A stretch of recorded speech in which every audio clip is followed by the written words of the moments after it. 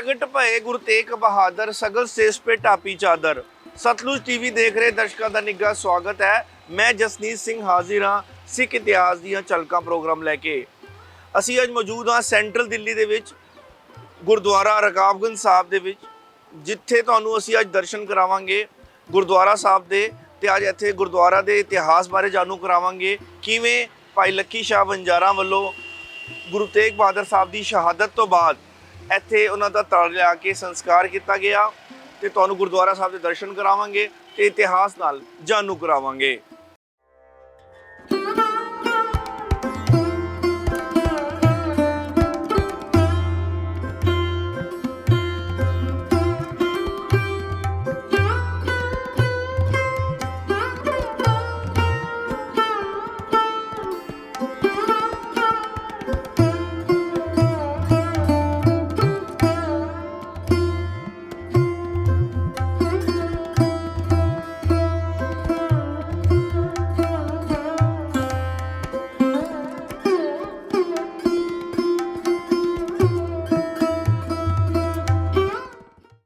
ਗੁਰਦੁਆਰਾ ਰਕਾਬਗੰਜ ਸਾਹਿਬ ਦੇ ਇਤਿਹਾਸ ਬਾਰੇ ਤੇ ਭਾਈ ਲੱਖੀ ਸ਼ਾਹ ਵਣਜਾਰਾ ਉਹਨਾਂ ਦੇ ਪਿਛੋਕੜ ਬਾਰੇ ਜਾਣਨ ਲਈ ਸਾਡੇ ਨਾਲ ਮੌਜੂਦ ਨੇ ਸਿੱਖ ਪ੍ਰਚਾਰਕ, ਨੌਜਵਾਨ ਪ੍ਰਚਾਰਕ ਭਾਈ ਮਨਪ੍ਰੀਤ ਸਿੰਘ ਸਾਡੇ ਨਾਲ ਮੌਜੂਦ ਨੇ। ਆਓ ਪਹਿਲਾਂ ਉਹਨਾਂ ਦਾ ਸਵਾਗਤ ਕਰਦੇ ਹਾਂ। ਡਾਕਟਰ ਸਾਹਿਬ ਤੁਹਾਡਾ ਬਹੁਤ ਬਹੁਤ ਸਵਾਗਤ ਹੈ। ਸਭ ਤੋਂ ਪਹਿਲਾਂ ਵਾਹਿਗੁਰੂ ਜੀ ਕਾ ਖਾਲਸਾ ਵਾਹਿਗੁਰੂ ਜੀ ਕੀ ਫਤਿਹ। ਡਾਕਟਰ ਸਾਹਿਬ ਸਾਨੂੰ ਪਹਿਲਾਂ ਇਹ ਦੱਸੋ ਕਿ ਆਪਾਂ ਜਿਸ ਮੁਕੱਦਸ ਸਥਾਨ ਤੇ ਖੜੇ ਹਾਂ, ਗੁਰੂ ਸਾਹਿਬ ਦੇ ਸੀਸ ਗੰਜ ਸਾਹਿਬ ਵਿੱਚ ਉੱਥੇ ਗੁਰੂ ਸਾਹਿਬ ਦੀ ਸ਼ਹੀਦੀ ਹੁੰਦੀ ਹੈ, ਉੱਥੋਂ ਤੋਂ ਲੈ ਕੇ ਇੱਥੇ ਤੱਕ ਦਾ ਜਿਹੜਾ ਸਫ਼ਰ ਹੈਗਾ, ਸਾਨੂੰ ਸਾਡੇ ਸਰੋਤਿਆਂ ਨੂੰ ਸੰਗਤ ਨੂੰ ਉਸ ਦੇ ਬਾਰੇ ਥੋੜਾ ਚਾਨਣ ਪਾਓ। ਸਾਧ ਸੰਗਤ ਜੀ, ਜਿਸ ਮੁਕੱਦਸ ਸਥਾਨ ਦੇ ਆਪ ਦਰਸ਼ਨ ਕਰ ਰਹੇ ਹੋ ਔਰ ਜਿਹੜੇ ਸਥਾਨ ਨੂੰ ਅਸੀਂ ਗੁਰਦੁਆਰਾ ਰਕਾਬਗੰਜ ਸਾਹਿਬ ਕਹਿੰਦੇ ਹਾਂ, ਸਿੱਖ ਇਤਿਹਾਸ ਦੇ ਵਿੱਚ ਔਰ ਇਸ ਧਰਤੀ ਦੇ ਪੁਰਾਤਨ ਇਤਿਹਾਸ ਦੇ ਵਿੱਚ ਇਹ ਜ਼ਿਕਰ ਹੈ ਕਿ ਇੱਥੇ ਕਦੀ ਸ਼ਾਹੀ ਫੌਜਾਂ ਦੇ ਘੋੜੇ ਦੀਆਂ ਰਕਾਬਾਂ ਬਣਦੀਆਂ ਸਨ ਤੇ ਉਸ ਰਕਾਬਾਂ ਦੇ ਕਰਕੇ ਇਸ ਥਾਂ ਦਾ ਨਾਮ, ਇਸ ਪਿੰਡ ਦਾ ਨਾਮ ਰਕਾਬਗੰਜ ਬਹੁਤ ਜ਼ਿਆਦਾ ਮਸ਼ਹੂਰ ਸੀ। ਠੀਕ ਹੈ। ਔਰ ਨਾਲ ਇਹ ਸਾਰਾ ਇਲਾਕਾ ਰਾਇਸੀਨਾ ਦੀਆਂ ਪਹਾੜੀਆਂ ਔਰ ਇਹ ਸਾਰਾ ਇਲਾਕਾ ਨਾ ਵਣਜਾਰਿਆਂ ਦੀ ਕਲੋਨੀਆਂ ਸਨ, ਪਿੰਡ ਸਨ। ਤੇ ਔਰ ਇੱਥੇ ਬਹੁਤ ਵੱਡੇ ਠੇਕੇਦਾਰ, ਜਿਹੜੇ ਸ਼ਾਹੀ ਠੇਕੇਦਾਰ ਸਨ, ਜਿਨ੍ਹਾਂ ਨੂੰ ਅਸੀਂ ਲੱਖੀ ਸ਼ਾਹ ਵਣਜਾਰਾ ਜੀ ਸਤਿਕਾਰ ਨਾਲ ਆਖਦੇ ਹਾਂ। ਠੀਕ ਹੈ। ਸੋ ਇਹ ਇੱਥੇ ਦੇ ਮੋਤਬਾਰ ਸੱਜਣ ਸਨ ਔਰ ਉਹਨਾਂ ਦਾ ਬੜਾ ਅਸਰ ਰਸੂਖ ਸੀ। ਇਸ ਧਰਤੀ ਦੇ ਉਹ ਮਾਲਕ ਸਨ ਤੇ ਨਾਲ ਸ਼ਾਹੀ ਦਰਬਾਰਾਂ ਦੇ ਵਿੱਚ ਉਹਨਾਂ ਦੀ ਬਹੁਤ ਪਹੁੰਚ ਸੀ, ਕਿਉਂਕਿ ਠੇਕੇਦਾਰ ਸਨ। ਠੀਕ ਹੈ। ਔਰ ਸਿੱਖ ਇਤਿਹਾਸ ਦੇ ਵਿੱਚ ਇਸ ਗੱਲ ਦਾ ਜ਼ਿਕਰ ਹੈ ਕਿ 550 ਤੋਂ ਵੱਧ ਉਹਨਾਂ ਦੇ ਗੱਡੇ ਚੱਲਦੇ ਸਨ ਸ਼ਾਹੀ ਦਰਬਾਰਾਂ ਦੇ ਵਿੱਚ, ਜਿੰਨਾ ਵੀ ਜਿਹਨੂੰ ਅੱਜ ਦੇ ਸਮੇਂ ਵਿੱਚ ਅਸੀਂ ਇੰਪੋਰਟ ਐਕਸਪੋਰਟ ਕਹਿੰਦੇ ਹਾਂ। ਮਤਲਬ ਕਹਿ ਸਕਦੇ ਹਾਂ ਉਸ ਸਮੇਂ ਦੇ ਬੜੇ ਵੱਡੇ ਐਕਸਪੋਰਟਰ ਸੀ। ਬਹੁਤ ਵੱਡੇ ਐਕਸਪੋਰਟਰ ਸਨ।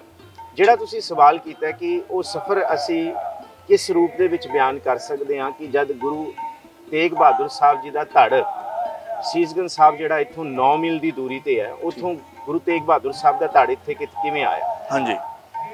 10 ਨਵੰਬਰ 1675, ਇਹ 10, 11, 12 ਇਹ 3 ਤਰੀਕਾਂ ਜਿਹੜੀਆਂ ਨੇ ਨਾ, ਗੁਰੂ ਤੇਗ ਬਹਾਦਰ ਸਾਹਿਬ ਮਹਾਰਾਜ ਜੀ ਦੀ ਸ਼ਹਾਦਤ ਹੋਈ ਔਰ ਉੱਥੇ ਸ਼ਾਹੀ ਫਰਮਾਨ ਇਹ ਜਾਰੀ ਹੋਇਆ ਕਿ ਗੁਰੂ ਤੇਗ ਬਹਾਦਰ ਸਾਹਿਬ ਦੇ ਨਾਲ ਜਿਹੜੇ ਸਿੰਘ ਸ਼ਹੀਦ ਕੀਤੇ ਨੇ, ਇਹਨਾਂ ਦੇ ਸਰੀਰਾਂ ਨੂੰ ਕੋਈ ਹੱਥ ਨਹੀਂ ਲਗਾ ਸਕੇਗਾ।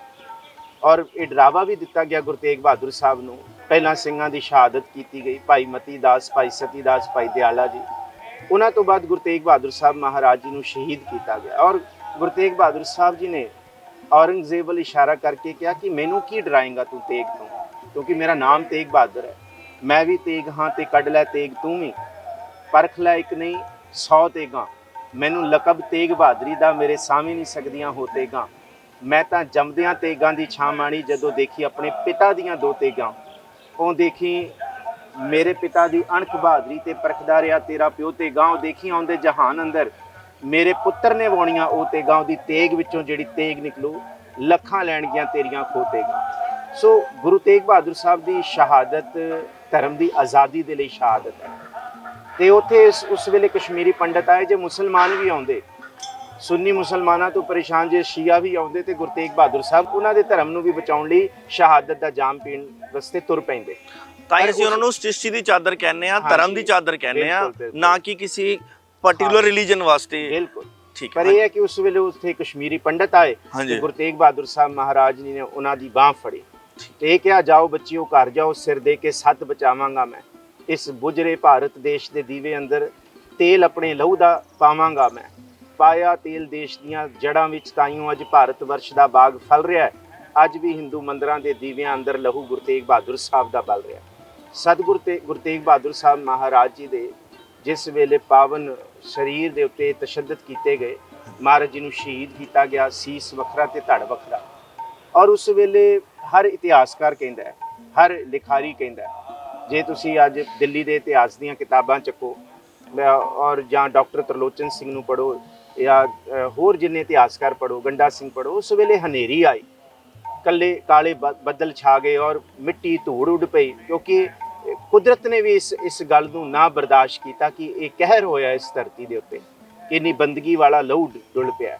ਕਈ ਇਤਿਹਾਸਕਾਰ ਇਹ ਵੀ ਕਹਿੰਦੇ ਆ ਕਿ ਹੋ ਸਕਦਾ ਗੁਰੂ ਗੋਬਿੰਦ ਸਿੰਘ ਸਾਹਿਬ ਮਹਾਰਾਜ ਜੀ ਨੇ ਹੀ ਭਾਈ ਜੇਤਾ ਜੀ ਨੂੰ ਹਾਂਜੀ ਅਨੰਦਪੁਰ ਸਾਹਿਬ ਤੋਂ ਭੇਜਿਆ ਹੋਏ, ਜਾਓ ਪਿਤਾ ਜੀ ਦੀ ਖਬਰ ਲੈ ਕੇ ਆਓ। ਹਾਂਜੀ। ਪਰ ਜਦ ਉੱਥੇ ਦੇਖਿਆ ਇਹ ਕਾਰਾ ਵਾਪਰ ਗਿਆ ਤੇ ਭਾਈ ਜੇਤਾ, ਕਿਉਂਕਿ ਰਸਤੇ ਦੇ ਵਿੱਚ ਸਾਰਾ ਆਉਣਾ, ਗੁਰੂ ਤੇਗ ਬਹਾਦਰ ਸਾਹਿਬ ਜੀ ਦੇ ਸੀਸ ਨੂੰ ਦਿੱਲੀ ਤੋਂ ਲੈ ਕੇ ਅਨੰਦਪੁਰ ਸਾਹਿਬ ਤੱਕ ਪਹੁੰਚਣਾ, ਰਸਤੇ ਦੇ ਠਹਿਰਾਵ, ਸਿੰਘਾਂ ਦੀ ਸਾਰੀਆਂ ਥਾਵਾਂ ਦਾ ਜੇ ਜਾਣਕਾਰੀ, ਇਹਦਾ ਮਤਲਬ ਤਿਆਰੀ ਸੀਗੀ ਭਾਈ ਜੇਤਾ ਜੀ ਦੀ ਇਸ ਗੱਲ ਪਿੱਛੇ, ਗੁਰੂ ਗੋਬਿੰਦ ਸਿੰਘ ਸਾਹਿਬ ਮਹਾਰਾਜ ਜੀ ਨੇ ਹੀ ਭੇਜਿਆ ਹੋ ਸਕਦਾ।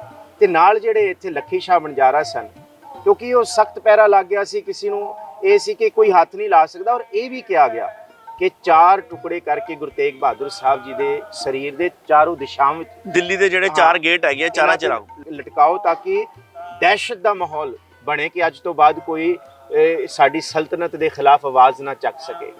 ਪਰ ਸਤਿਗੁਰੂ ਗੁਰੂ ਤੇਗ ਬਹਾਦਰ ਸਾਹਿਬ ਮਹਾਰਾਜ ਜੀ ਦੇ ਸਿੱਖ, ਗੁਰੂ ਦੇ ਸਿੱਖ ਭਾਈ ਲੱਖੀ ਸ਼ਾਹ ਬਣਜਾਰਾ ਉਸ ਵੇਲੇ ਲਾਲ ਕਿਲੇ ਵਿੱਚੋਂ ਆਪਣੇ ਗੱਡਿਆਂ ਦਾ ਟਾਂਡਾ ਵੀ ਕਹਿ ਦਈਏ ਕਾਫਲਾ ਲੈ ਕੇ ਨਿਕਲੇ, ਔਰ ਹਨੇਰੀ ਵੀ ਸੀ ਤੇ ਗੱਡਿਆਂ ਦੀ ਧੂੜ ਵੀ ਉੱਡੀ, ਤੇ ਉਸ ਵੇਲੇ ਜਿਹੜੀ ਫੌਜ ਸੀ ਉਸ ਉੱਥੇ ਲੱਗੇ ਹੋਏ ਸੀ ਸਿਪਾਹੀ, ਉਹ ਸਾਰੇ ਆਪਣੀ ਛੱਤਾਂ ਥੱਲੇ ਵੜ ਗਏ। ਜਦੋਂ ਬਹੁਤ ਸਾਰਾ ਟਾਂਡਾ ਆਇਆ ਤਾਂ ਇੱਕਦਮ ਹੜਕੰਬ ਮਚ ਗਿਆ, ਹੜਕੰਬ ਮਚ ਗਿਆ। ਤੇ ਉਸੇ ਸਮੇਂ ਦੇ ਵਿੱਚ ਇਤਿਹਾਸ ਕਹਿੰਦਾ ਕਿ ਸਤਿਗੁਰੂ ਗੁਰੂ ਤੇਗ ਬਹਾਦਰ ਸਾਹਿਬ ਦੇ ਪਾਵਨ ਸਰੀਰ ਨੂੰ ਭਾਈ ਲੱਖੀ ਸ਼ਾਹ ਤੇ ਉਹਨਾਂ ਦੇ ਪੁੱਤਰ ਲੱਖੀ ਨਿਗਾਹੀਆ ਨੇ, ਦੋਨਾਂ ਨੇ ਮਿਲ ਕੇ ਆਪਣੇ ਟਾਂਡੇ ਤੇ ਸਵਾਰ ਕਰਕੇ ਤੇ ਉਥੋਂ ਵਲਵਲੇਵਾਂ ਖਾਂਦੇ, ਸਿੱਧੇ ਰਸਤੇ ਨਹੀਂ ਆਏ। ਹਾਂਜੀ, ਤਾਂ ਕਿ ਸ਼ੱਕ ਨਾ ਪਏ। ਹਾਂ, ਅਜਮੇਰੀ ਗੇਟ ਤੋਂ ਹੁੰਦੇ ਹੋਏ ਵਲਵਲੇਵਾਂ, ਕਿਉਂਕਿ ਚਾਂਦਨੀ ਚੌਂਕ ਦਾ ਇਲਾਕਾ ਬੜਾ ਸੰਘਣੀ ਵਸੋਂ ਵਾਲਾ ਇਲਾਕਾ ਹੈ, ਉਧਰੋਂ ਨਿਕਲਣ ਵਾਸਤੇ ਅਜਮੇਰੀ ਗੇਟ ਦਾ ਰਸਤਾ ਲੈ ਕੇ, ਔਰ ਇਹ ਦਿੱਲੀ ਤੋਂ ਬਾਰ-ਬਾਰ ਦਾ ਇਲਾਕਾ ਸੀ, ਇੱਥੇ ਇੰਨੀ ਵਸੋਂ ਨਹੀਂ ਸੀ, ਪਰ ਘੁੰਮ ਫਿਰ ਕੇ ਇਹਨਾਂ ਵਲਵਲੇਗਾ ਖਾ ਕੇ ਆਏ ਤਾਂ ਕਿ ਸ਼ਾਹੀ ਫੌਜਾਂ ਨੂੰ ਸ਼ੱਕ ਨਾ ਹੋਏ ਕਿ ਇਹ ਕਿੱਥੇ ਗਏ। ਅਜਮੇਰੀ ਗੇਟ ਵਾਲੇ ਪਾਸਿਓਂ ਹੋ ਕੇ, ਬਾਹਰੋਂ ਵੱਲ ਹੋ ਕੇ, ਤੇ ਫਿਰ ਜਦ ਇੱਥੇ ਪਹੁੰਚੇ, ਇੱਥੇ ਸਲਾਹ ਕੀਤੀ ਜੇ ਖੁੱਲੇ ਥਾਂ ਦੇ ਉੱਤੇ ਗੁਰੂ ਤੇਗ ਬਹਾਦਰ ਸਾਹਿਬ ਦਾ ਸੰਸਕਾਰ ਕੀਤਾ ਗਿਆ ਤੇ ਫਿਰ ਹੁਣੇ ਤੇ ਥੋੜੇ ਸਮੇਂ ਬਾਅਦ ਹੋ ਸਕਦਾ ਹੈ ਸ਼ਾਹੀ ਫੌਜਾਂ ਆ ਜਾਣ ਤੇ ਇਹ ਕਾਰਜ ਦੇ ਵਿੱਚ ਵਿਘਨ ਪੈ ਜਾਏ। ਫਿਰ ਲੱਖੀ ਸ਼ਾਹ ਬਣਜਾਰੇ ਦੀ ਅੰਦਰ ਦੀ ਭਾਵਨਾ ਦੇਖੋ, ਉਹਨੇ ਆਪਣੇ ਘਰ ਵਿੱਚੋਂ, ਜਿਹੜਾ ਇਹ ਥਾਂ ਦੇਖ ਰਹੇ ਹੋ ਤੁਸੀਂ, ਇਹ ਲੱਖੀ ਸ਼ਾਹ ਬਣਜਾਰੇ ਹੋਰਾਂ ਦਾ ਘਰ ਸੀ, ਇਹ ਸਾਰਾ ਪਿੰਡ ਵਸਿਆ ਸੀ, ਹਾਂਜੀ, ਬੜੀ ਸੰਘਣੀ ਆਬਾਦੀ ਸੀ। ਹਾਂਜੀ ਹਾਂਜੀ, ਜਿਹੜਾ ਤੁਸੀਂ ਆਹ ਦੇਖੋ ਪਾਰਲੀਮੈਂਟ ਹੈ ਸਾਹਮਣੇ, ਹਾਂਜੀ ਹਾਂਜੀ, ਠੀਕ ਹੈ, ਨਾਲ ਇੱਥੇ ਰਾਸ਼ਟਰਪਤੀ ਭਵਨ ਇੱਥੇ ਹੈ, ਇੱਥੇ ਸਾਊਥ ਤੇ ਨਾਰਥ ਦੋਨੋਂ ਭਵਨ ਇੱਥੇ ਨੇ, ਦੋਨੋਂ ਥਾਵਾਂ ਨੇ, ਔਰ ਇੰਡੀਆ ਗੇਟ ਦੇ ਇਲਾਕੇ ਤੇ ਇੱਥੇ ਪਿੱਛੇ ਮਾਲਚਾ ਮਾਰਗ ਜਿਹੜਾ ਅਸੀਂ ਕਹਿੰਦੇ ਆ, ਹਾਂਜੀ, ਮਾਲਚਾ ਮਾਰਗ ਦੇ ਵਿੱਚ ਕੋਠੀ ਵੀ ਬਣੀ ਹੋਈ ਹੈ, ਮਹਿਲ ਹੈਗਾ ਉਹਨਾਂ ਦਾ, ਮਹਿਲ ਹੈਗਾ, ਔਰ ਉਹ ਕਿੱਥੇ ਨਾ ਕਿੱਥੇ ਸਰਕਾਰੀ ਕਾਗਜ਼ਾਂ ਦੇ ਵਿੱਚ ਹਜੇ ਵੀ ਬੋਲਦਾ ਹੈ ਕਿ ਉਸ ਮਹਿਲ ਦੀ ਜਿਹੜੀ ਮਲਕੀਅਤ ਹੈ ਲੱਖੀ ਸ਼ਾਹ ਬਣਜਾਰਿਆਂ ਦੀ ਹੀ ਹੈ। ਇਵਨ ਕਈ ਖੂਹਾਂ ਦੇ ਉੱਤੇ ਵੀ ਲਿਖਿਆ ਹੈ ਲੱਖੀ ਸ਼ਾਹ ਬਣਜਾਰਾ ਉਹਨਾਂ ਦਾ ਖੂਹ ਹੈਗਾ। ਬਿਲਕੁਲ, ਔਰ ਉਸ ਥਾਂ ਤੇ ਵੀ ਅਸੀਂ ਗਏ, ਸ਼੍ਰੋਮਣੀ ਕਮੇਟੀ ਨੂੰ ਕਿਸੇ ਨੇ ਚਿੱਠੀ ਵੀ ਪਾਈ ਸੀ, ਠੀਕ ਹੈ, 2020 ਦੇ ਵਿੱਚ। ਆਪਾਂ ਇਤਿਹਾਸ ਵੱਲ ਆਈਏ। ਹਾਂਜੀ ਹਾਂਜੀ, ਤੇ ਉਸ ਤੋਂ ਬਾਅਦ ਜਦੋਂ ਗੱਡੇ ਲੈ ਕੇ ਜਦੋਂ ਇੱਥੇ ਪਹੁੰਚੇ ਤੇ ਫਿਰ ਉਸ ਤੋਂ ਬਾਅਦ ਕੀ ਹੋਇਆ? ਜਦ ਗੱਡੇ ਲੈ ਕੇ ਇੱਥੇ ਪਹੁੰਚੇ ਤੇ ਫਿਰ ਫੈਸਲਾ ਹੋਇਆ ਕਿ ਅਸੀਂ ਬਾਹਰ ਸੰਸਕਾਰ ਨਹੀਂ ਕਰਾਂਗੇ, ਅਸੀਂ ਸੰਸਕਾਰ ਆਪਣੇ ਘਰ ਵਿੱਚ ਹੀ ਕਰਾਂਗੇ। ਫਿਰ ਲੱਖੀ ਸ਼ਾਹ ਬਣਜਾਰਿਆਂ ਨੇ ਲੱਕੜਾਂ ਇਕੱਠੀਆਂ ਕੀਤੀਆਂ, ਜਿੰਨੀ ਚੰਦਨ ਦੀ ਲੱਕੜਾਂ ਹੋ ਸਕੀਆਂ ਉਹ ਇਕੱਠੀਆਂ ਕਰਕੇ ਬੜੀ ਪਾਵਨ ਧੜ ਦਾ ਬੜੇ ਸਤਿਕਾਰ ਦੇ ਨਾਲ ਸਤਿਗੁਰੂ ਜੀ ਦਾ ਉੱਥੇ ਆਪਣੇ ਘਰ ਦੇ ਵਿੱਚ ਹੀ ਉਹਨਾਂ ਨੇ ਲਾਂਬੂ ਲਾ ਕੇ, ਘਰ ਨੂੰ ਹੀ ਅੱਗ ਲਾ ਕੇ ਸਤਿਗੁਰੂ ਜੀ ਦੀ ਪਾਵਨ ਦੇਹ ਦਾ ਸੰਸਕਾਰ ਕੀਤਾ, ਜੋ ਬਿਨਾਂ ਸੀਸ ਤੋਂ ਸੀ, ਔਰ ਸੀਸ ਅਨੰਦਪੁਰ ਸਾਹਿਬ ਦੀ ਧਰਤੀ ਤੇ ਪਹੁੰਚ ਗਿਆ ਸੀ। ਸੋ ਇੱਥੇ ਦਾ ਇਤਿਹਾਸ ਇਹ ਬੋਲਦਾ ਹੈ ਕਿ ਫਿਰ ਸੰਸਕਾਰ ਕਰਨ ਤੋਂ ਬਾਅਦ ਜਦ ਫੁੱਲ ਠੰਡੇ ਹੋ ਗਏ, ਉਹਨਾਂ ਨੂੰ ਇੱਕ ਕਲਸ਼ ਦੇ ਵਿੱਚ ਪਾ ਕੇ, ਬੰਦ ਕਰਕੇ, ਢੱਕ ਕੇ, ਇਸੀ ਧਰਤੀ ਦੇ ਵਿੱਚ ਟੋਆ ਪੱਟ ਕੇ ਲੱਖੀ ਸ਼ਾਹ ਹੋਰਾਂ ਨੇ ਦੱਬ ਦਿੱਤਾ ਸੀ, ਔਰ ਸਰਕਾਰ ਨੂੰ ਸੂਹ ਤੱਕ ਨਹੀਂ ਮਿਲੀ ਕਿ ਸੀਸ ਤੇ ਧੜ ਲੈ ਕੌਣ ਗਿਆ। ਉਥੇ ਆਫਤ ਮਚ ਗਈ ਕਿ ਇਹ ਹੋਇਆ ਕੀ, ਇਹ ਕੀ ਚਮਤਕਾਰ, ਕੀ ਕਰਾਮਾਤ, ਕੀ ਕਹੀਏ ਇਹਨੂੰ, ਇਹ ਕੀ ਕਲਾ ਵਰਤੀ ਕਿ ਨਾ ਸੀਸ ਲੱਭਿਆ ਨਾ ਧੜ ਲੱਭਿਆ। ਸੋ ਬਹੁਤ ਸਮੇਂ ਬਾਅਦ ਸਰਕਾਰਾਂ ਨੂੰ ਜਦ ਇਹ ਪਤਾ ਲੱਗਿਆ ਇੱਥੇ ਗੁਰੂ ਤੇਗ ਬਹਾਦਰ ਸਾਹਿਬ ਦਾ ਸੰਸਕਾਰ ਹੋਇਆ, ਇਹ ਸਾਰਾ ਇਲਾਕਾ ਰਾਇਸੀਨਾ ਤੋਂ ਲੈ ਕੇ ਰਕਾਬਗੰਜ, ਇਹਨੂੰ ਸਰਕਾਰ ਨੇ ਉਜਾੜਨ ਦਾ, ਉਸ ਵੇਲੇ ਦੇ ਬਾਦਸ਼ਾਹ ਔਰੰਗਜ਼ੇਬ ਨੇ ਉਜਾੜਨ ਦਾ ਸੰਮਨ ਫਰਮਾਨ ਜਾਰੀ ਕਰਤਾ। ਇੱਥੇ ਉਜਾੜਾ ਪੈਣ ਤੋਂ ਪਹਿਲਾਂ ਜਿਹੜੇ ਲੱਖੀ ਸ਼ਾਰੇ ਬੰਜਾਰਿਆਂ ਦੇ ਪਿੰਡ, ਰਿਸ਼ਤੇਦਾਰ, ਸਾਰੇ ਸਾਕ ਸੰਬੰਧੀ ਸਨ, ਇਹ ਦੋ ਭਾਗਾਂ ਵਿੱਚ ਵੰਡ ਗਏ। ਇੱਕ ਭਾਗ ਰਾਜਪੂਤਾਨੇ ਚਲਾ ਗਿਆ ਤੇ ਦੂਸਰਾ ਭਾਗ ਬਾਗਪਤ ਚਲਾ ਗਿਆ। ਇਹ ਲੱਖੀ ਸ਼ਾਹ ਬੰਜਾਰਿਆਂ ਦੇ ਹਜੇ ਵੀ ਦੋ ਜਿਹੜੇ ਹਿੱਸੇ ਨੇ ਨਾ, ਜੋ ਇਹਨਾਂ ਦੀਆਂ ਰਿਸ਼ਤੇਦਾਰੀਆਂ, ਜੋ ਪਰਿਵਾਰ, ਕੁਝ ਰਾਜਪੂਤਾਨੇ ਵਿੱਚ ਨੇ ਤੇ ਬਾਗਪਤ ਦੇ ਵਿੱਚ ਵੀ ਹਜੇ ਬੜੀ ਸੰਘਣੀ ਆਬਾਦੀ ਲੱਖੀ ਸ਼ਾਹ ਬੰਜਾਰਿਆਂ ਹੋਰਾਂ ਦੀ, ਬੰਜਾਰੇ ਸਿੱਖਾਂ ਦੀ ਹੈ। ਪਰ ਇਹ ਵੀ ਸੀ ਕਿ ਪਰ ਇਹ ਐਸਾ ਨਹੀਂ ਕਿ ਕੋਈ ਕਾਬੂ ਨਹੀਂ ਆਇਆ। ਲੱਖੀ ਸ਼ਾਹ ਬੰਜਾਰਿਆਂ ਦੇ ਬਹੁਤ ਪਰਿਵਾਰਕ ਮੈਂਬਰਾਂ ਨੇ ਇਸ ਗੁਰੂ ਤੇਗ ਬਹਾਦਰ ਸਾਹਿਬ ਮਹਾਰਾਜ ਜੀ ਦੇ ਪਾਵਨ ਸਥਾਨ ਪਿੱਛੇ ਸ਼ਹਾਦਤਾਂ ਦਿੱਤੀਆਂ, ਕਿਉਂਕਿ ਲੱਖੀ ਸ਼ਾਹ ਬੰਜਾਰੇ ਦਾ ਸੰਬੰਧ ਭਾਈ ਮਨੀ ਸਿੰਘ ਜੀ ਦੇ ਨਾਲ ਹੈ, ਭਾਈ ਦਿਆਲਾ ਜੀ ਦੇ ਨਾਲ ਹੈ। ਭਾਈ ਮਨੀ ਸਿੰਘ ਜੀ ਦੇ ਤੇ ਸਾਰੇ ਭਰਾ 12, ਕਿਉਂਕਿ ਭਰਾ ਸਨ, ਇੱਕ ਤੇ ਪਹਿਲੇ ਹੀ ਰੱਬ ਨੂੰ ਪਿਆਰੇ ਹੋ ਗਏ, ਬਾਕੀ 11 ਦੇ 11 ਭਰਾ ਭਾਈ ਮਨੀ ਸਿੰਘ ਦੇ ਪੁੱਤਰ ਜਿਹੜੇ ਵੀ ਨੇ, ਭਾਈ ਬਚਿੱਤਰ ਸਿੰਘ, ਭਾਈ ਉਹਦਾ, ਇਹ ਸਾਰੇ ਸ਼ਹੀਦ ਹੋਏ ਨੇ। ਭਾਈ ਬੱਲੂ, ਇਹ ਸਾਰੇ ਸ਼ਹੀਦ ਹੋਏ ਨੇ। ਕਿਹਨਾਂ ਦਾ ਜ਼ਿਕਰ ਕਹਿੰਦੇ 55 ਤੋਂ ਵੱਧ ਉਹਨਾਂ ਦੇ ਪਰਿਵਾਰ ਦੇ ਸ਼ਹੀਦ ਮੈਂਬਰ। ਤੇ ਲੱਖੀ ਸ਼ਾਹ ਬੰਜਾਰੇ ਤੇ ਭਾਈ ਮਨੀ ਸਿੰਘ ਦਾ ਸੰਬੰਧ ਜਿਹੜਾ ਸੀ, ਇਹ ਆਪਸ ਦੇ ਵਿੱਚ ਕੁੜਮਾਚਾਰੀ ਜਵਾਈ ਭਾਈ ਸਨ। ਜਿਹੜੇ ਭਾਈ ਮਨੀ ਸਿੰਘ ਸਨ ਉਹ ਲੱਖੀ ਸ਼ਾਹ ਬੰਜਾਰੇ ਦੇ ਜਵਾਈ ਸਨ। ਲੱਖੀ ਸ਼ਾਹ ਬੰਜਾਰੇ ਦੀ ਕੁੜੀ ਦੇ ਨਾਲ ਭਾਈ ਮਨੀ ਸਿੰਘ ਜੀ ਦਾ ਵਿਆਹ ਹੋਇਆ ਸੀ। ਕਹਿੰਦੇ ਜਿਵੇਂ ਤੁਸੀਂ ਦੱਸਿਆ ਕਿ ਗੁਰੂ ਸਾਹਿਬ ਦੇ ਜਿਹੜੇ ਫੁੱਲ ਸੀਗੇ, ਜਿਹੜੇ ਅੰਗੀਠਾ ਸੀਗਾ, ਉਹ ਫਿਰ ਇੱਥੇ ਹੀ ਇਸੇ ਸਥਾਨ ਤੇ ਦਬਾ ਦਿੱਤਾ ਗਿਆ ਸੀਗਾ। ਇਹਦਾ ਨਾ ਬੜਾ ਸੋਹਣਾ ਇਤਿਹਾਸ ਹੋਰ ਜਿਹੜਾ ਅਸੀਂ ਅੱਖੋਂ ਓਲੇ ਕਰੀ ਬੈਠੇ ਹਾਂ। ਹਾਂਜੀ, ਜਦ ਇੱਥੇ ਕਲਸ਼ ਦਬਿਆ, ਹਾਂਜੀ, ਮਹਾਰਾਜ ਜੀ ਦੇ ਸਮੇਂ ਉਸ ਵੇਲੇ ਕੁਝ ਮੋਹਰਾਂ ਸਨ ਸੋਨੇ ਦੀਆਂ, ਤੇ ਮਹਾਰਾਜ ਜੀ ਦੇ ਸ਼ਸਤਰ ਸਨ, ਹੋਰ ਨਿਸ਼ਾਨੀਆਂ ਵੀ ਸਨ ਸਤਿਗੁਰੂ ਜੀ ਦੀਆਂ। ਠੀਕ ਹੈ। ਜਿਹੜੀਆਂ ਗੁਰੂ ਸਾਹਿਬ ਜੀ ਦੇ ਨਾਲ ਇੱਥੇ ਮੌਜੂਦ ਨੇ, ਜਿਹੜੀਆਂ ਦਬੀਆਂ ਗਈਆਂ ਕਲਸ਼ ਦੇ ਨਾਲ। ਸਿੱਕੇ ਵੀ ਸਨ ਤੇ ਮੋਹਰ ਵੀ ਸੀ ਤੇ ਤੇਗਾਂ ਵੀ ਸਨ। ਠੀਕ ਹੈ। ਸਤਿਗੁਰੂ ਗੁਰੂ ਗੋਬਿੰਦ ਸਿੰਘ ਸਾਹਿਬ ਮਹਾਰਾਜ ਜੀ ਨੂੰ 32 ਸਾਲਾਂ ਬਾਅਦ ਦਿੱਲੀ ਆਉਣ ਦਾ ਮੌਕਾ ਮਿਲਿਆ। ਠੀਕ ਹੈ। ਉਹ ਮੌਕਾ ਕਿਵੇਂ ਮਿਲਿਆ? ਬਹਾਦਰ ਸ਼ਾਹ ਗਿੜਗੜਾਇਆ ਗੁਰੂ ਗੋਬਿੰਦ ਸਿੰਘ ਸਾਹਿਬ ਜੀ ਦੇ ਚਰਨਾਂ 'ਚ ਕਿ ਸਤਿਗੁਰੂ ਜੀ, ਮੇਰੇ ਭਰਾਵਾਂ ਦੇ ਨਾਲ ਗੱਦੀ ਦੇ ਪਿੱਛੇ ਬਗਾਵਤ ਸ਼ੁਰੂ ਹੋ ਗਈ ਹੈ। ਜੇ ਇਸ ਧਰਤੀ ਤੇ ਕੋਈ ਮੈਨੂੰ ਤਖਤ ਦਿਵਾ ਸਕਦਾ ਹੈ ਤੇ ਇੱਕੋ ਇੱਕ ਘਰ ਹੈ ਗੁਰੂ ਨਾਨਕ ਸਾਹਿਬ ਦਾ, ਗੁਰੂ ਗੋਬਿੰਦ ਸਿੰਘ ਜੀ ਦਾ, ਉਹ ਮੈਨੂੰ ਦਿਵਾ ਸਕਦਾ ਹੈ। ਸੋ ਗੁਰੂ ਗੋਬਿੰਦ ਸਿੰਘ ਸਾਹਿਬ ਜੀ ਨੇ ਬਹਾਦਰ ਸ਼ਾਹ ਨੂੰ ਔਰੰਗਜ਼ੇਬ ਦੇ ਮਰਨ ਤੋਂ ਬਾਅਦ ਉਹਨੂੰ ਦੇਸ਼ ਦਾ ਬਾਦਸ਼ਾਹ ਬਣਾਇਆ, ਤਖਤ ਦਿਵਾਇਆ। ਫਿਰ ਔਰੰਗਜ਼ੇਬ ਦੇ ਬਾਅਦ ਬਹਾਦਰ ਸ਼ਾਹ ਨੇ ਗੁਰੂ ਗੋਬਿੰਦ ਸਿੰਘ ਸਾਹਿਬ ਨੂੰ ਬੜੇ ਸਤਿਕਾਰ ਨਾਲ ਇੱਥੇ ਬੁਲਾਇਆ। 2 ਮੀਟਿੰਗਸ ਹੋਈਆਂ, ਤੁਹਾਨੂੰ ਪਤਾ ਹੈ। ਮੋਤੀ ਬਾਗ ਸਤਿਗੁਰੂ ਜੀ ਗੁਰੂ ਗੋਬਿੰਦ ਸਿੰਘ ਸਾਹਿਬ ਪਹੁੰਚੇ ਸਨ। ਬਹਾਦਰ ਸ਼ਾਹ ਨੇ ਕਿਹਾ ਸੀ, ਮੈਂ ਥਾਂ ਦੱਸਾਂਗਾ, ਮੈਨੂੰ ਆ ਕੇ ਮਿਲੋ। ਗੁਰੂ ਗੋਬਿੰਦ ਸਿੰਘ ਸਾਹਿਬ ਮੋਤੀ ਬਾਗ ਤੋਂ ਤੀਰ ਚਲਾ ਕੇ ਕਹਿੰਦੇ ਆ, ਥਾਂ ਵੀ ਮੇਰਾ ਹੋਏਗਾ, ਸਮਾਂ ਵੀ ਮੇਰਾ ਹੋਏਗਾ, ਜਿੱਥੇ ਮੈਂ ਕਵਾਂਗਾ ਉੱਥੇ ਮੈਨੂੰ ਮਿਲ ਆ ਕੇ। ਠੀਕ ਹੈ। ਸੋ ਉਹ ਸਮਾਂ ਤੇ ਥਾਂ ਜਿਹੜਾ ਸੀ, ਉਹ ਗੁਰਦੁਆਰਾ ਦਮਦਮਾ ਸਾਹਿਬ, ਬਿਲਕੁਲ ਆਈਸੋਲੇਟਿਡ ਇਲਾਕਾ ਹੈ। ਉੱਥੇ ਗੁਰੂ ਗੋਬਿੰਦ ਸਿੰਘ ਸਾਹਿਬ ਤੇ ਬਹਾਦਰ ਸ਼ਾਹ ਦੀਆਂ ਮੀਟਿੰਗਸ ਹੋਈਆਂ। ਠੀਕ ਹੈ। ਫਿਰ ਉਸ ਦੌਰਾਨ ਗੁਰੂ ਗੋਬਿੰਦ ਸਿੰਘ ਸਾਹਿਬ ਜੀ ਗੁਰੂ ਪਿਤਾ ਜੀ ਦੇ ਸਥਾਨਾਂ ਤੇ ਨਤਮਸਤਕ ਹੋਣ ਆ ਗਏ। ਗੁਰੂ ਗੋਬਿੰਦ ਸਿੰਘ ਸਾਹਿਬ ਜੀ ਮਹਾਰਾਜ, ਗੁਰੂ ਤੇਗ ਬਹਾਦਰ ਸਾਹਿਬ ਜੀ ਦੀ ਸ਼ਹਾਦਤ ਹੋਈ ਹੈ 1675। 1681 6 ਸਾਲਾਂ ਬਾਅਦ ਭੱਟ ਵਈਆਂ ਕੇਸੋਂ ਭੱਟ ਨੇ ਇਹ ਲਿਖਿਆ, ਲੱਖੀ ਸ਼ਾਹ ਬੰਜਾਰਾ ਤੇ ਉਹਦਾ ਪੁੱਤਰ ਨਗਾਹੀਆ, ਇਹਨਾਂ ਦੋਨਾਂ ਨੇ ਸਤਿਗੁਰੂ ਜੀ ਦੇ ਪਾਵਨ ਧੜ ਦਾ ਸੰਸਕਾਰ ਕੀਤਾ। ਉੱਥੋਂ ਇਹ ਜ਼ਿਕਰ ਮਿਲਦਾ ਹੈ, ਸਤਿਗੁਰੂ ਗੁਰੂ ਗੋਬਿੰਦ ਸਿੰਘ ਸਾਹਿਬ ਜੀ 1707 ਵਿੱਚ ਦਿੱਲੀ ਆਏ। ਸੀਸਗੰਜ ਸਾਹਿਬ ਸਜਦਾ ਕੀਤਾ, ਜਿੱਥੇ ਸਤਿਗੁਰੂ ਜੀ ਦਾ ਤੇ ਸਿੱਖਾਂ ਦੀ ਸ਼ਹਾਦਤ ਹੋਈ। ਉਸ ਥਾਂ ਦੀ ਸਤਿਗੁਰੂ ਜੀ ਨੇ ਨਿਸ਼ਾਨਦੇਹੀ ਕੀਤੀ।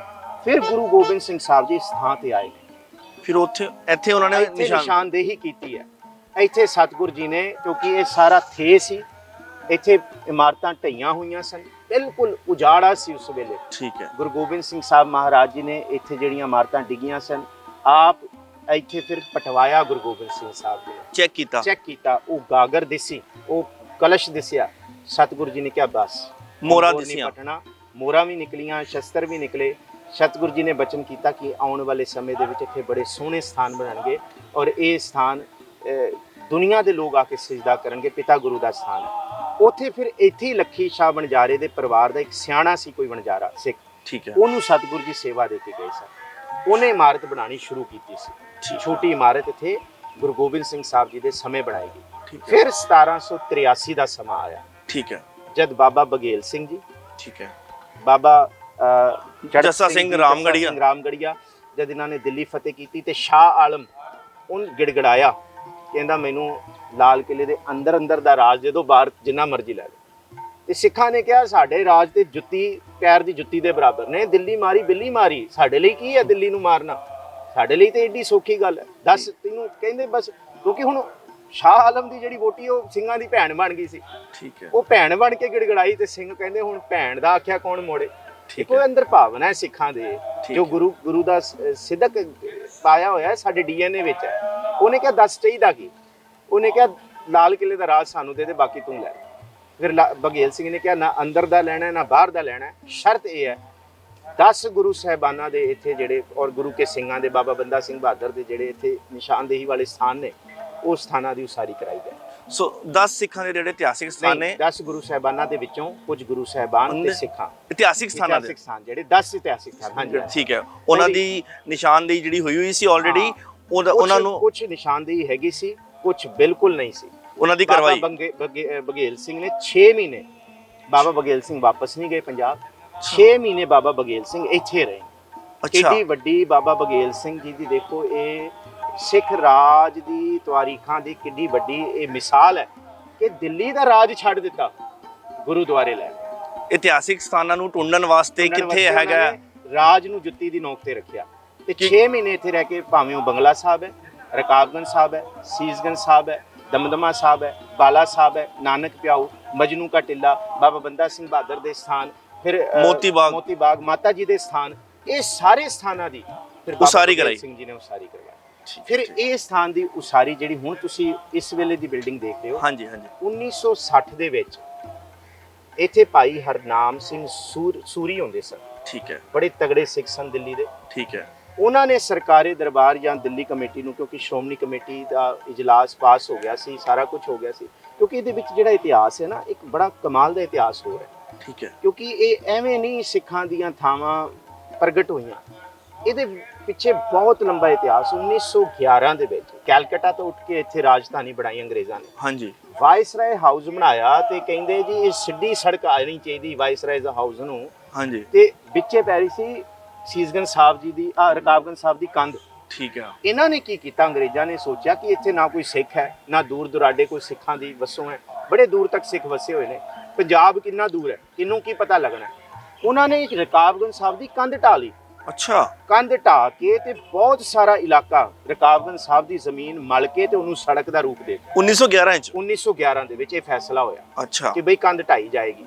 ਜਦ ਕੰਧ ਢਾਈ ਤੇ ਜੇ ਕਿਸੇ ਨੂੰ ਪਤਾ ਨਾ ਲੱਗੇ, ਅੱਛਾ, ਸਿੱਖਾਂ ਦੇ ਜ਼ਖਮਾਂ ਤੇ ਲੂਣ ਕਿੰਨਾ ਪਾਇਆ, Lord Dalhousie, Henry Lawrence, John Lawrence, ਇਹ ਪੰਜਾਬ ਤੇ ਇੱਥੇ ਦੇ ਜਿਹੜੇ ਵਾਇਸਰਾਏ ਨੇ, ਕੰਧ ਦੀਆਂ ਇੱਟਾਂ ਨੂੰ ਪੀ ਕੇ ਸੜਕ ਬਣਾਉਣ ਵਾਸਤੇ ਵਰਤਿਆ ਗਿਆ। ਕਹਿੰਦੇ ਇਹ ਵੀ ਕਰਾਂਗੇ ਅਸੀਂ, ਅੱਛਾ, ਔਰ ਇਹ ਸੋਚਿਆ ਸੀ ਕਿ ਸਿੱਖਾਂ ਨੂੰ ਪਤਾ ਹੀ ਨਹੀਂ ਲੱਗਣਾ, ਪਰ ਇਹ ਲਹਿਰ ਕਿੱਡੀ ਵੱਡੀ ਬਣੀ। ਉਸ ਵੇਲੇ ਚੀਫ ਖਾਲਸਾ ਦੀਵਾਨ ਨੇ ਸਿੱਖ ਐਜੂਕੇਸ਼ਨਲ ਕਾਨਫਰੰਸ ਕੀਤੀ, ਉਹ ਜਿਹੜੀ ਉਹਨਾਂ ਦੀ ਸਾਲਾਨਾ ਹੁੰਦੀ ਹੈ।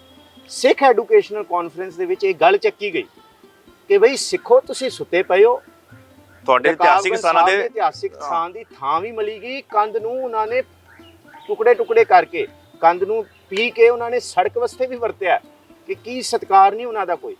ਇਹ ਲਹਿਰ ਇੰਨੀ ਵੱਡੀ ਉੱਠੀ, ਉੱਥੇ ਜਿਹੜੇ ਬੜੇ ਗਰਮ ਭਾਸ਼ਣ ਦਿੱਤੇ ਗਏ ਸਿੱਖਾਂ ਵੱਲੋਂ, ਇਹ ਲਹਿਰ ਗੁਰਦੁਆਰਿਆਂ ਦੇ ਵਿੱਚ ਸਾਰੇ ਪੰਜਾਬਾਂ 'ਚ ਨਾ ਇਤਿਹਾਸ ਸੁਣਾਇਆ ਗਿਆ ਰਕਾਬਗੰਜ ਦਾ। ਉਸ ਤੋਂ ਪਹਿਲਾਂ ਰਕਾਬਗੰਜ ਸਾਹਿਬ ਬਾਰੇ ਬੜਾ ਘੱਟ ਜਾਣਿਆ ਜਾਂਦਾ ਸੀ। ਉਸ ਲਹਿਰ ਨੇ ਰਕਾਬਗੰਜ ਨੂੰ ਇੱਕ ਬਹੁਤ ਵੱਡਾ ਮੁੱਦਾ ਬਣਾ ਦਿੱਤਾ, ਸਾਰੇ ਸਿੱਖਾਂ ਨੂੰ ਪਤਾ ਲੱਗ ਗਿਆ। 100 ਸਿੱਖਾਂ ਦਾ ਪਹਿਲਾ ਸ਼ਹੀਦੀ ਜੱਥਾ ਪੰਜਾਬ ਤੋਂ ਤੁਰਿਆ ਇੱਥੇ ਕੰਧ ਦੇ ਮੋਰਚੇ ਵਾਸਤੇ, ਕਿ ਅਸੀਂ ਸ਼ਹਾਦਤ ਦਾ ਜਾਮ ਪੀਣ ਚੱਲੇ ਹਾਂ। ਜਦ ਉੱਥੋਂ 100 ਸ਼ਹੀਦੀ ਜੱਥਾ, ਪਹਿਲਾ ਜੱਥਾ 100 ਸਿੱਖਾਂ ਦਾ ਤੁਰਿਆ, ਜੱਥਾ ਰਸਤੇ 'ਚ ਹੀ ਸੀ, ਅੰਗਰੇਜ਼ਾਂ ਨੂੰ ਭਾਜਣਾ ਪੈ ਗਿਆ। ਜੱਥਾ ਪਹੁੰਚਣ ਤੋਂ ਪਹਿਲਾਂ ਕੰਧ ਬਣਾਈ। ਤੁਸੀਂ ਦੇਖੋ, ਇਹ ਸਾਡੇ ਸਿੱਖਾਂ ਦੀ ਜਿਹੜੀ ਅੰਦਰ ਦੀ ਭਾਵਨਾ, ਸਪਿਰਿਟ ਹੈ, ਉਹਦੇ ਅੱਗੇ ਇਹ ਪਹਿਲੀ ਜੰਗ ਫਤਿਹ ਕੀਤੀ ਸੀ ਸਿੱਖਾਂ ਨੇ। ਅਸੀਂ ਤੇ ਬੜੇ ਨਾਇਕਾਂ ਨੂੰ ਭੁੱਲ ਗਏ ਆ, ਭਾਈ ਮਹਾਰਾਜ ਸਿੰਘ ਨੂੰ ਸਾਨੂੰ ਯਾਦ ਹੀ ਨਹੀਂ, ਪਤਾ ਹੀ ਨਹੀਂ ਕਿਸੇ ਬਾਰੇ। ਸੋ ਐਵੇਂ ਨਹੀਂ ਕਹਿੰਦੇ ਕਿ ਸਿੱਖਾਂ ਲਈ ਕਹਿੰਦੇ ਨੇ ਕਿ ਪਹਿਲੇ ਤੋਂ ਝੁਕਤੀ ਥੀ ਦੁਨੀਆ ਤਕਦੀਰ ਕੇ ਆਗੇ, ਅਬ ਤਕਦੀਰ ਵੀ ਝੁਕੇਗੀ ਮੇਰੀ ਸ਼ਮਸ਼ੀਰ ਕੇ ਆਗੇ। ਤੇ ਸਿੱਖਾਂ ਦੇ ਅੱਗੇ, ਸਿੱਖਾਂ ਦੀ ਸ਼ਮਸ਼ੀਰ ਦੇ ਅੱਗੇ ਤੇ ਤਕਦੀਰ ਵੀ ਝੁਕਦੀ ਹੈ। ਸੋ ਭਾਈ ਸਾਹਿਬ ਨੇ ਸਾਨੂੰ ਦੱਸਿਆ 1961 ਤੱਕ ਦਾ ਇਤਿਹਾਸ, ਕਿਵੇਂ ਗੁਰਦੁਆਰਾ ਸਥਾਨ ਦੀ ਉਸਾਰੀ ਹੋਈ ਤੇ ਕਿਵੇਂ ਗੋਰਿਆਂ ਦੇ ਉਹ ਖਿਲਾਫ ਮੋਰਚਾ ਲਾ ਕੇ ਇਹ ਕੰਧ ਉਸਾਰੀ ਗਈ। ਅੱਛਾ, ਫਿਰ ਮੁਸਲਮਾਨਾਂ ਨੇ ਇੱਥੇ ਬਣਾਤੀ ਸੀ ਮਸਜਿਦ। ਅੱਛਾ, ਜਦ ਬਾਬਾ ਬਘੇਲ ਸਿੰਘ ਆਏ ਨਾ ਇੱਥੇ 1783 ਦੇ ਲਾਗੇ, ਹਾਂਜੀ, ਇੱਥੇ ਬਣੀ ਸੀ ਮਸਜਿਦ। ਠੀਕ ਹੈ, ਮੁਸਲਮਾਨਾਂ ਨੇ ਬਣਾਤੀ ਸੀ ਮਸਜਿਦ, ਉਸੇ ਇਮਾਰਤ ਨੂੰ ਮਸਜਿਦ ਬਣਾਤਾ। ਬਾਬਾ ਬਘੇਲ ਸਿੰਘ ਨੇ ਕਿਹਾ ਜੀ ਅਸੀਂ ਪੱਟ ਕੇ ਵੇਖ ਲੈਂਦੇ ਹਾਂ, ਠੀਕ ਹੈ, ਜੇ ਤੇ ਕਲਸ਼ ਨਹੀਂ ਨਿਕਲਿਆ, ਨਿਸ਼ਾਨੀ ਨਹੀਂ ਨਿਕਲਿਆ, ਅਸੀਂ ਇਸ ਤੋਂ ਵੱਡੀ ਮਸਜਿਦ ਬਣਾ ਕੇ ਦੇਵਾਂਗੇ। ਜੇ ਨਿਕਲਿਆ ਫਿਰ ਤੁਹਾਡੇ ਇੱਥੇ ਪੈਰ ਨਹੀਂ ਪੈਣ ਦੇਵਾਂਗੇ। ਠੀਕ ਹੈ। ਫਿਰ ਇੱਥੋਂ ਕਲਸ਼ ਦੁਬਾਰਾ ਕੱਢਿਆ, ਦਰਸ਼ਨ ਕੀਤੇ ਬਾਬਾ ਬਘੇਲ ਸਿੰਘ ਜੀ ਨੇ, ਨਿਸ਼ਾਨੀਆਂ ਨਿਕਲੀਆਂ, ਮੋਹਰ ਕੱਢੀ। ਅੱਜ ਉਹ ਮੋਹਰ ਜਿੱਥੇ ਮਹਾਰਾਜ ਦਾ ਪ੍ਰਕਾਸ਼ ਸਥਾਨ ਹੈ ਉਹਦੇ ਥੱਲੇ ਭੋਰਾ ਸਾਹਿਬ ਹੈ, ਸੋਨੇ ਵਿੱਚ ਬਣਿਆ ਹੋਇਆ। ਉੱਥੇ ਮਹਾਰਾਜ ਜੀ ਦਾ ਸਰੂਪ ਵੀ ਹੈ, ਇੱਕ ਤੇ ਸਿੰਘਾਸਨ ਪਿਆ, ਨਾਲ ਗੁਰੂ ਤੇਗ ਬਹਾਦਰ ਸਾਹਿਬ ਜੀ ਦੀ ਮੋਹਰ ਪਈ ਹੈ। ਇੱਕ ਕਹਿੰਦੇ ਪੁਰਾਤਨ ਸ਼ਮਸ਼ੀਰ ਵੀ ਇੱਥੇ ਹੈਗੀ ਸੀ। ਸੋ ਫਿਰ ਇਹ 1960 ਵਿੱਚ ਹਰਨਾਮ ਸਿੰਘ ਸੂਰੀ ਨੇ ਇਹ ਇਮਾਰਤ ਬਣਵਾਈ ਹੈ। ਠੀਕ ਹੈ, ਆਪ ਹੀ ਸਾਰਾ ਉਹਨਾਂ ਦਾ ਪਰਿਵਾਰ ਨੇ, ਬੜਾ ਵੱਡਾ ਪਰਿਵਾਰ ਸੀ। ਸੋ ਅੱਜ ਤੱਕ ਫਿਰ ਇਹੀ ਇਮਾਰਤ ਜਿਹੜੀ ਸਾਡੇ ਕੋਲ ਵਰਤਮਾਨ ਸਮੇਂ ਦੇ ਵਿੱਚ, ਨਾਲ ਹੀ ਇੱਥੇ ਪਿੱਛੇ ਪ੍ਰਿੰਟਿੰਗ ਪ੍ਰੈਸ ਹੈ ਸਾਡੇ ਕੋਲ ਆਪਣੀ, ਠੀਕ ਹੈ, ਜਿੱਥੇ ਗੁਰੂ ਗ੍ਰੰਥ ਸਾਹਿਬ ਜੀ ਦੇ ਸਰੂਪ ਤਿਆਰ ਹੁੰਦੇ ਨੇ, ਠੀਕ ਹੈ, ਔਰ ਹੋਰ ਪੋਥੀ, ਔਰ ਪਿੱਛੇ ਹੀ ਸਾਡੇ ਕੋਲ ਲੰਗਰ ਹਾਲ ਹੈ, ਸਰਾਵਾਂ ਨੇ। ਔਰ ਸਭ ਤੋਂ ਵੱਡੀ ਗੱਲ ਕਿ ਪਹਿਲਾਂ ਸੀਸਗੰਜ ਸਾਹਿਬ ਦੇ ਵਿੱਚ ਦਿੱਲੀ ਸਿੱਖ ਗੁਰਦੁਆਰਾ ਪ੍ਰਬੰਧਕ ਕਮੇਟੀ ਦਾ ਦਫ਼ਤਰ ਸੀ, ਠੀਕ ਹੈ, ਪਰ ਹੁਣ ਉਹ ਦਫ਼ਤਰ ਇੱਥੇ ਹੀ ਆ ਗਿਆ ਗੁਰੂ ਗੋਬਿੰਦ ਸਿੰਘ ਭਵਨ ਦੇ ਵਿੱਚ। ਸੋ ਇਹ ਦਿੱਲੀ ਗੁਰਦੁਆਰਾ ਪ੍ਰਬੰਧਕ ਕਮੇਟੀ ਦਾ ਗੜ੍ਹ ਇਹ ਸਥਾਨ ਹੈ। ਤੇ ਨਾਲ ਇੱਥੇ ਲੱਖੀ ਸ਼ਾਹ ਵਣਜਾਰੇ ਜੀ ਦੀ ਯਾਦ ਦੇ ਵਿੱਚ ਬਹੁਤ ਵੱਡਾ ਹਾਲ, ਜਿੱਥੇ ਹਜ਼ਾਰਾਂ ਸੰਗਤਾਂ ਬੈਠਦੀਆਂ ਨੇ। ਔਰ ਸਟੇਟ ਦੇ ਸਭ ਤੋਂ ਵੱਡੇ ਸਮਾਗਮ, ਗੁਰਮਤਿ ਸਮਾਗਮ ਐਸੀ ਸਥਾਨ ਦੇ ਤੁਹਾਨੂੰ ਭਾਈ ਲੱਖੀ ਸ਼ਾਹ ਵਣਜਾਰਾ ਉਹਨਾਂ ਦੀ ਜਿਹੜਾ ਇਤਿਹਾਸਿਕ ਮਹਿਲ ਸੀਗਾ, ਜਿੱਥੇ ਉਹਨਾਂ ਦਾ ਸੰਸਕਾਰ ਵੀ ਹੋਇਆ ਸੀਗਾ, ਉਸ ਸਥਾਨ ਦੇ ਵੀ ਦਰਸ਼ਨ ਕਰਾਵਾਂਗੇ, ਉਸ ਸਥਾਨ ਵੀ ਤੁਹਾਨੂੰ ਦਿਖਾਵਾਂਗੇ। ਬਹੁਤ ਘੱਟ ਲੋਕਾਂ ਨੂੰ ਪਤਾ ਹੈ, ਅੱਜ ਕੱਲ੍ਹ ਉਹਨੂੰ ਹੌਂਟ ਪਲੇਸ ਵੀ ਕਹਿੰਦੇ ਨੇ, ਕਿ ਭੂਤ ਪ੍ਰੇਤ ਵਾਲੀ ਜਗ੍ਹਾ ਹੈ, ਉੱਥੇ ਲੋਕੀ ਜਾਂਦੇ ਨਹੀਂ। ਭਾਈ ਸਾਹਿਬ ਜੀ ਨੇ ਜਿਵੇਂ ਦੱਸਿਆ, ਬੜੀ ਕੋਸ਼ਿਸ਼ ਕੀਤੀ, 2015 ਵਿੱਚ SGPC ਨੂੰ ਵੀ ਚਿੱਠੀ ਪਾਈ, ਹੋਰ ਜਗ੍ਹਾ ਵੀ ਚਿੱਠੀਆਂ ਪਾਈਆਂ ਕਿ ਉਸ ਜਗ੍ਹਾ ਨੂੰ ਮੁੜ ਸੁਰਜੀਤ ਕੀਤਾ ਜਾਵੇ। ਪਰ ਆਓ ਤੁਹਾਨੂੰ ਅਸੀਂ ਉਸ ਜਗ੍ਹਾ ਦੇ ਵੀ ਦਰਸ਼ਨ ਕਰਾਉਂਦੇ ਹਾਂ।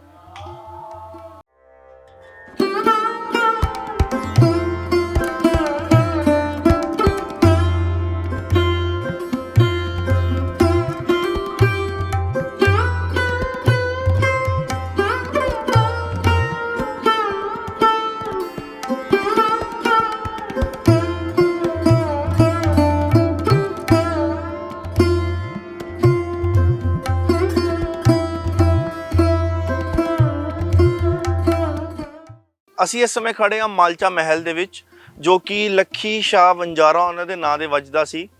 ਤੇ ਉਹਨਾਂ ਦੀ ਇਹ ਜਿਹੜੀ ਹੈ ਜਿੰਨੀ ਜ਼ਮੀਨ ਹੈਗੀ ਹੈ, ਜਿਵੇਂ ਕਿ ਅਸੀਂ ਪਹਿਲਾਂ ਦੱਸਿਆ, ਸਾਰੀ ਜ਼ਮੀਨ ਮਾਲਚਾ ਮਾਰਗ ਦਿੱਲੀ ਦੀ ਪ੍ਰਾਈਮ ਲੈਂਡ ਹੈਗੀ ਹੈ, ਇਹ ਸਾਰੀ ਉਹਨਾਂ ਦੀ ਜ਼ਮੀਨ ਹੁੰਦੀ ਸੀਗੀ ਤੇ ਇਹ ਉਹਨਾਂ ਦਾ ਮਹਿਲ ਹੁੰਦਾ ਸੀਗਾ। ਤੇ ਇੱਥੇ ਹੀ ਉਹਨਾਂ ਨੇ ਆਪਣੇ ਅਖੀਰਲੇ ਪਲ ਜ਼ਿੰਦਗੀ ਦੇ ਗੁਜ਼ਾਰੇ ਸੀਗੇ। ਤੇ ਮੰਨਿਆ ਜਾਂਦਾ 1680 'ਚ ਉਹਨਾਂ ਦਾ ਇੱਥੇ ਹੀ ਸੰਸਕਾਰ ਹੋਇਆ ਸੀ। ਇਹ ਅੱਜ ਕੱਲ੍ਹ ਜੇ ਅਸੀਂ ਗੂਗਲ ਤੇ ਪਾਈਏ ਤੇ ਇਸ ਜਗ੍ਹਾ ਦਾ ਨਾਮ ਪਾਈਏ ਤੇ ਲਿਖਿਆ ਆਉਂਦਾ ਹੌਂਟਡ ਪਲੇਸ। ਆਓ ਇਹ ਸਿੱਖ ਵਿਰਾਸਤ ਦਾ ਪਾਰਟ ਹੈਗਾ, ਬੜਾ ਵਡਮੁੱਲਾ ਪਾਰਟ ਹੈਗਾ, ਤੁਹਾਨੂੰ ਅੱਜ ਇਸ ਜਗ੍ਹਾ ਦੇ ਰੂਬਰੂ ਕਰਾਉਂਦੇ ਹਾਂ। ਆਓ ਤੁਹਾਨੂੰ ਦਿਖਾਉਂਦੇ ਹਾਂ। ਇਹ ਜਿਹੜਾ ਮਹਿਲ ਹੈ ਫਿਰੋਜ਼ ਸ਼ਾਹ ਤੁਗਲਕ ਦਾ ਬਣਾਇਆ ਹੋਇਆ। ਅੱਛਾ, ਇਹ ਤੁਗਲਕ ਦੇ ਇਤਿਹਾਸ ਨਾਲ ਜੁੜਦਾ ਹੈ। ਠੀਕ ਹੈ। ਤੇ ਸਮਾਂ ਆਇਆ ਜਦ ਵਣਜਾਰਿਆਂ ਦੇ ਸ਼ਾਹੀ ਦਰਬਾਰ ਦੇ ਵਿੱਚ ਹਾਂਜੀ ਠੇਕੇਦਾਰੀਆਂ ਸ਼ੁਰੂ ਹੋਈਆਂ, ਉਹਨਾਂ ਦੇ ਨਾਮ ਵਜਣੇ ਸ਼ੁਰੂ ਹੋਏ, ਉਹਨਾਂ ਦੀਆਂ ਦੌਲਤਾਂ, ਉਹਨਾਂ ਦੀਆਂ ਸ਼ੋਹਰਤਾਂ, ਹਾਂਜੀ, ਅਸਰ ਰਸੂਖ ਹੋਇਆ ਤੇ ਉੱਥੇ ਜ਼ਮੀਨਾਂ ਖਰੀਦ ਲਈਆਂ ਗਈਆਂ ਸਾਰੇ ਪਾਸੇ। ਠੀਕ ਹੈ। ਇਹ ਜਿਹੜੇ ਸਥਾਨ ਸੀ, ਜਿੰਨਾ ਵੀ ਹੈ, ਭਾਵੇਂ ਉਹ ਪਾਰਲੀਮੈਂਟ ਹੈ, ਰਾਜ ਸਭਾ ਹੈ, ਇੰਡੀਆ ਗੇਟ ਹੈ, ਹਾਂਜੀ, ਰਾਇਸੀਨਾ ਦੀਆਂ ਪਹਾੜੀਆਂ ਨੇ, ਨਾਰਥ ਤੇ ਸਾਊਥ ਕੈਂਪਸ ਜਿਹੜੇ ਹੈਗੇ ਦੋਨੋਂ ਬਲਾਕ ਨੇ, ਤੇ ਇਹ ਇੱਥੇ ਤੱਕ ਪ੍ਰਾਈਮ ਲੈਂਡ ਮਾਲਚਾ ਮਹਿਲ ਤੱਕ ਇਹ ਲੱਖੀ ਸ਼ਾਹ ਵਣਜਾਰੇ ਦੇ ਨਾਮ ਤੱਕ ਜੁੜਦਾ ਹੈ। ਤੇ ਇਹ ਉਹਨਾਂ ਦਾ ਆਪਣਾ ਮਹਿਲ ਸੀਗਾ। ਇਹ ਮਹਿਲ ਇਸ ਲਈ ਸੀ ਕਿਉਂਕਿ ਸਿੱਖ ਇਤਿਹਾਸ ਦੇ ਵਿੱਚ ਜਦ ਤੁਸੀਂ ਲੱਖੀ ਸ਼ਾਹ ਵਣਜਾਰੇ ਦਾ ਜੀਵਨ ਪੜ੍ਹੋਗੇ ਜਾਂ ਫਰੋਲੋਗੇ, 6 ਜੁਲਾਈ 5 ਜੁਲਾਈ 1580 ਤੋਂ ਲੈ ਕੇ 7 ਜੂਨ 1680 ਤੱਕ ਉਹਨਾਂ ਦੀ ਲਾਈਫ ਹੈ, ਠੀਕ ਹੈ, ਜੀਵਨ ਹੈ। ਕੁਝ 99 ਸਾਲ ਤੇ ਕੁਝ ਤਕਰੀਬਨ 100 ਸਾਲ, ਠੀਕ ਹੈ। ਜਿਹੜਾ ਉਹਨਾਂ ਦਾ ਆਖਰੀ ਸਮਾਂ ਹੈ ਨਾ, ਲੱਖੀ ਸ਼ਾਹ ਵਣਜਾਰੇ ਦਾ, 7 ਜੂਨ 1680 ਉਹਨਾਂ ਦਾ ਸੰਸਕਾਰ ਇੱਥੇ ਹੋਇਆ। ਠੀਕ ਹੈ, ਠੀਕ ਹੈ। ਤੇ ਸਿੱਖ ਕੌਮ ਮੈਨੂੰ ਕਿਉਂ ਨਹੀਂ ਸੰਭਾਲ ਪਈ? ਸਿੱਖਾਂ ਕੋਲ ਜਿਵੇਂ ਬਾਕੀਆਂ ਇਤਿਹਾਸਿਕ ਸਥਾਨ ਸੀਗੇ, ਇਹ ਜਗ੍ਹਾ ਕਿਉਂ ਨਹੀਂ ਸਿੱਖਾਂ ਦੇ? ਬਹੁਤ ਸਾਰੀਆਂ ਐਸੀਆਂ ਥਾਵਾਂ ਨੇ ਜਿਹੜੀਆਂ ਸਿੱਖ ਇਤਿਹਾਸ ਦੀਆਂ ਅਜੇ ਖੋਜ ਦੀਆਂ ਮੁਹਤਾਜ ਨੇ। ਅਜੇ ਅਸੀਂ ਉਹਨੂੰ ਖੋਜ ਨਹੀਂ ਸਕੇ, ਅਸੀਂ ਲੱਭ ਨਹੀਂ ਸਕੇ, ਉਹਦੇ ਅਸੀਂ ਆਪਣਾ ਦਾਅਵਾ ਦਾਅਵਾ ਨਹੀਂ ਪੇਸ਼ ਕਰ ਸਕੇ, ਪ੍ਰਗਟ ਨਹੀਂ ਕਰ ਸਕੇ। ਉਹਦੀ ਲੜੀ ਵਿੱਚੋਂ ਇਹ ਲੜੀ ਹੈ ਇੱਕ ਮਾਲਚਾ ਮਹਿਲ। ਇਹ ਉਹਨਾਂ ਦੀ ਰਿਹਾਇਸ਼ਗਾਹ ਸੀ।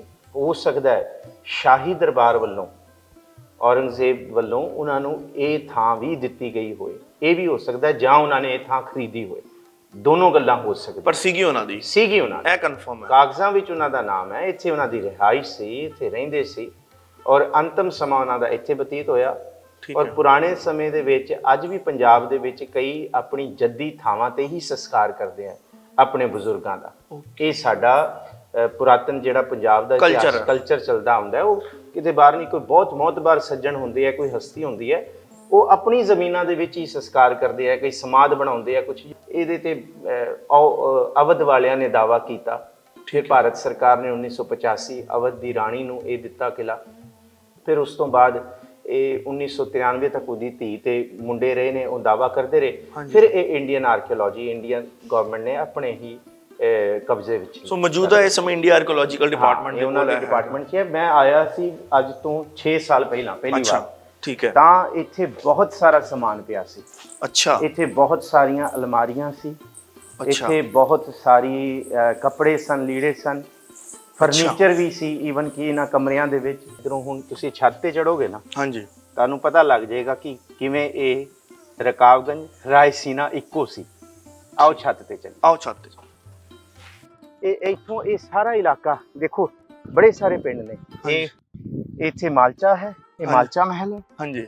ਟੋਡਾਪੁਰ ਹੈ, ਅਲੀਗੰਜ ਹੈ, ਜੈ ਸਿੰਘ ਨਗਰ ਹੈ, ਰਕਾਬਗੰਜ ਹੈ, ਰਾਇਸੀਨਾ। ਇਹ ਪੂਰੀ ਲੜੀ ਦੇ ਵਿੱਚ ਇਸ ਤਰ੍ਹਾਂ ਇਹ ਪਿੰਡ ਵਸੇ ਹੋਏ ਨੇ। ਇੱਥੋਂ ਲਗਾਤਾਰ ਇੱਥੋਂ ਲੈ ਕੇ ਇੱਥੋਂ ਇਹ ਪਤਾ ਲੱਗਦਾ ਕਿ ਇਹ ਸਾਰਾ ਇਲਾਕਾ ਇਹਨਾਂ ਦਾ ਸੀ। ਇਹਨਾਂ ਦਾ ਇੱਥੋਂ ਦਿਖ ਰਿਹਾ ਰਾਸ਼ਟਰਪਤੀ ਭਵਨ ਵੀ ਦਿਖ ਰਿਹਾ ਹੈ, ਨਾਲ ਹੀ ਰਕਾਬਗੰਜ ਹੈਗਾ। ਹਾਂਜੀ, ਨਾਲ ਰਕਾਬਗੰਜ ਸਾਹਿਬ ਹੈ, ਨਾਲ ਸਾਰਾ ਇਲਾਕਾ। ਸੋ ਹੁਣ ਹੈ ਜਿਹੜਾ ਇੱਕ ਸਿੱਖ ਰਿਆਸਤ ਦਾ ਬੜਾ ਵੱਡਾ ਇੱਕ ਪਾਰਟ ਸੀਗਾ, ਉਹ ਅੱਜ ਇੱਕ ਪਿਕਨਿਕ ਪੁਆਇੰਟ ਬਣ ਚੁੱਕਿਆ ਹੈ। ਤੇ ਨਾ ਤੇ ਸਰਕਾਰਾਂ ਨੇ ਇਹਨੂੰ ਸੰਭਾਲਿਆ ਤੇ ਨਾ ਹੀ ਸਿੱਖਾਂ ਨੇ ਇਸ ਵੱਲ ਧਿਆਨ ਦਿੱਤਾ। ਸੋ ਤੁਹਾਨੂੰ ਅਸੀਂ ਇਸ ਐਪੀਸੋਡ 'ਚ ਗੁਰਦੁਆਰਾ ਰਕਾਬਗੰਜ ਸਾਹਿਬ ਬਾਰੇ ਦੱਸਿਆ, ਲੱਖੀ ਸ਼ਾਹ ਵੰਜਾਰਾ ਦੇ ਮਹਿਲ ਦਿਖਾਇਆ। ਤੁਹਾਨੂੰ ਅਗਲੇ ਐਪੀਸੋਡ ਦੇ ਵਿੱਚ ਕੰਟੈਂਪਰੇਰੀ ਜਿਹੜਾ 1984 ਦਾ ਇਤਿਹਾਸ ਹੈਗਾ ਰਕਾਬਗੰਜ ਸਾਹਿਬ ਨਾਲ ਜੋ ਜੁੜਦਾ ਹੈ, ਉਹਦੇ ਨਾਲ ਤੁਹਾਨੂੰ ਜਾਣੂ ਕਰਾਵਾਂਗੇ ਤੇ 1984 ਜਿਹੜਾ ਮੈਮੋਰੀਅਲ ਹੈਗਾ ਉਹਨੂੰ ਤੁਹਾਨੂੰ ਦਿਖਾਵਾਂਗੇ। ਅੱਜ ਦੇ ਲਈ ਦਿਓ ਸਾਨੂੰ ਇਜਾਜ਼ਤ। ਤੁਹਾਨੂੰ ਸਾਡਾ ਪ੍ਰੋਗਰਾਮ ਕਿਵੇਂ ਦਾ ਲੱਗਿਆ ਕਮੈਂਟਸ 'ਚ ਮੇਲ ਰਾਹੀਂ ਜ਼ਰੂਰ ਦੱਸਿਓ। ਤੁਹਾਡਾ ਬਹੁਤ ਬਹੁਤ ਧੰਨਵਾਦ। ਸਤਿ ਸ਼੍ਰੀ ਅਕਾਲ।